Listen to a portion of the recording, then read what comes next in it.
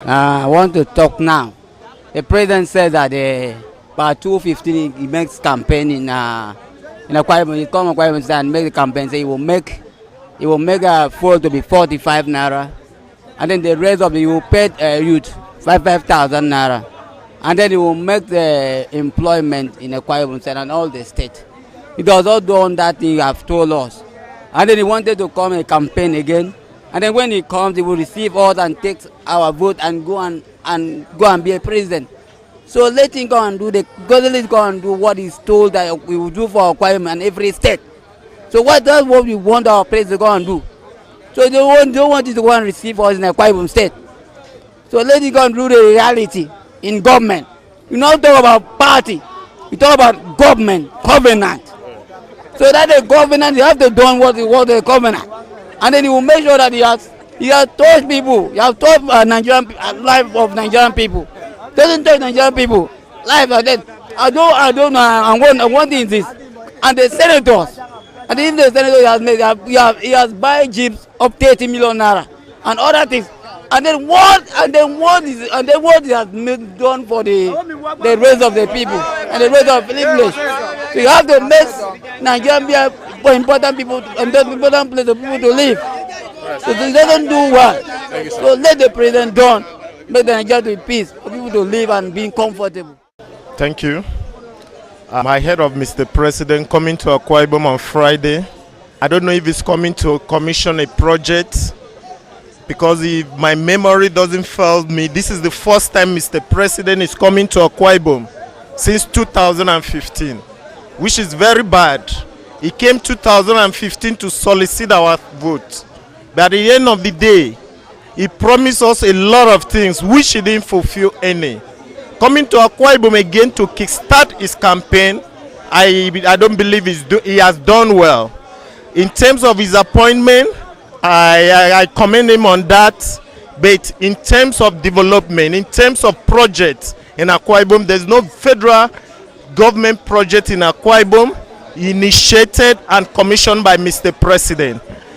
And there are killings everywhere. And if you check the northeast, most of the soldiers, most of the security personnel sent down there are people from the south and southeast.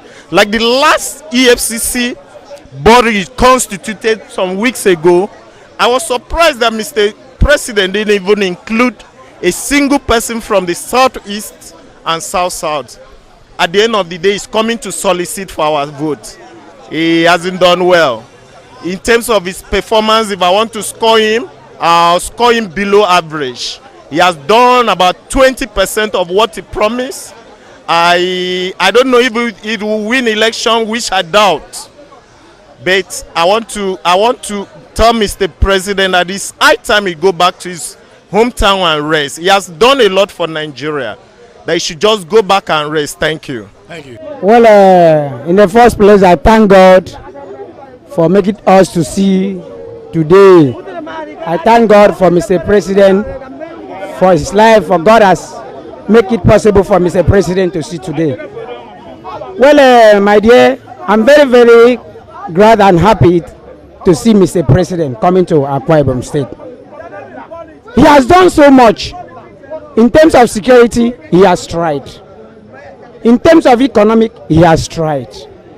I score him 75%, both economic and security. He has tried.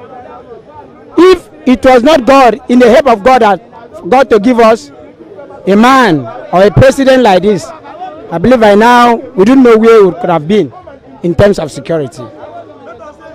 It is a duty for a governor of a state, in any state at all, to invite his own president to come and commission a project.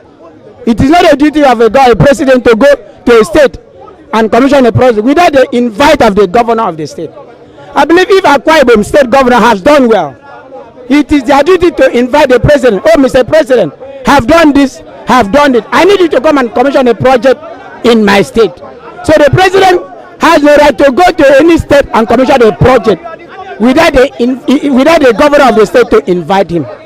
For Mr. President coming to Akwa Ibom State, he's coming to Akwa Ibom State to flag up. It is a party It is his own party that invited him. Mr. President, I want you to come and flag up your campaign in my state, which the president has the right to come. He has tried empower, food feeding, and he has given Akwa Ibom indigenous appointment that we have never had in 16 years have passed. He has tried in Akwa Ibom state. We welcome him. We Akwa Ibom youth, we are supporting him. We will support him in 2019 again. We will vote him because we have seen what he has done for us. My brother, we have a South president, someone that come from South. He was the president. He did not do anything to Akwa Ibom. You could remember that he came to Akwa Ibom during his second term and say, oh, he hasn't done anything to Akwa Ibom. I'm talking about our former president, Goodluck Ebele Jonathan. He was telling us that, oh, he is sorry that he didn't do anything for us in 6 years. So we should support him again in second term. No, we cannot support him in Akwa Ibom. Mr. President has tried his own things here. Calabar too, he has tried. Work is going. It's ongoing. He has tried. He has tried for us. Empower. I am the beneficiary of Empower that gain 30,000 a month. So he deserves second term. We're Nigerians, and the president is our president. So he has the right to come and campaign in Akwa Ibom as his constituency that makes up Nigeria. But at the same time, well, let him come. Let us hear what he has for Nigeria. Then so that we now decide either to vote or not to vote him. Because as far as the country is concerned, we are all praying for a better leader. Someone that will take us to that destination without void of sentiment. Whoever God believe will do well for us should be the one that will come, and then we cannot be able to decide who to vote until we hear from the both side of the coin. So that's it. What's your scorecard for the president so far? So far, well, I would not say he has actually done badly, and I would not say he has done well. But I just want to believe that leadership is a continuous thing. You get?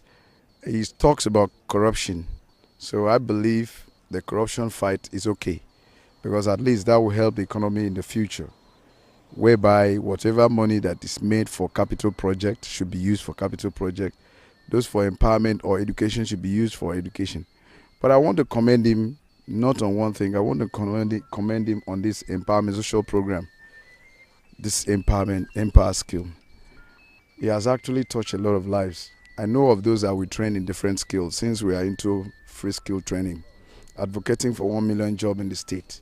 A lot of them have actually applied to cook, in primary school, and then a lot were employed without having anybody behind. So I want to say he's done well. But I still want to say that, to me, I want to believe that the corruption fight, please, they should try and balance the equation, not to be lopsided, as in one-sided. Whoever is actually corrupt should be treated without any fear or favor. Should be meant to pay for it. And again, I want to advise on my own way. Again, I want to actually give this as a suggestion. If I were to run the corruption fight, I would have actually invite those that actually embezzle our money and took us to where we are now to come and invest compulsorily in the country and have clearance. Thereafter, we put a stiffer constitution that will shape and then curtails the corruption, because most of them may be scared of investing here, and that still costs a lot of problem for us. So when we need investors, when we need to create employment, so we need to call them and have maybe like what we call a town hall meeting, explaining the Nigeria situation, that Nigeria is going bad, things are not working, a lot of unemployment and the rest. So please, you have so billions of dollars or whatever. Please, we need 10 companies from you in the country. Once you do that, we give you clearance that you are not corrupt. You get? And then we made it that we put a stiffer law that will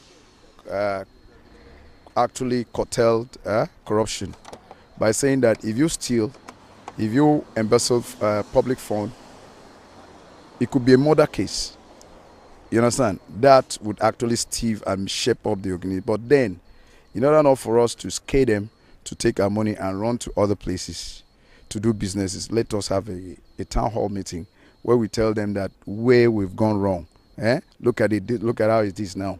Let us together come together and build. Give me 10 companies, get your clearance. Give me 20 company, get your clearance. Give me 30 company, get your clearance. Once they do that, we now put a stiffer law. Anybody that actually take us back to where we were before, we nail the person strongly, and that would actually help to also, you understand, revive the economy and actually make the country okay for us. But I support corruption fight, but it should not be lopsided. It should be that we balance it up with infrastructure, governance, good governance, and without fear or favor. Whether you are called Mr. Alewande and you stole money and there's a proof, you should be called to book. Whether you are this, there should be a way that we balance it. Either you come and give us a duplicated company, or we nailed you. And I believe that that company will not be a public company. I mean, it will not be government company. It will be privately owned. It will be your company. But at least it will create employment to our people here. It will mean that the money is still coming back to our economy. And then we put a stiffer law. That will help. So that they don't get scared and take this money to develop another town. When we are here, all in the name of fighting corruption, we have no company, no nothing. Everything is actually stagnated. So that's my own thinking. Thank you, sir.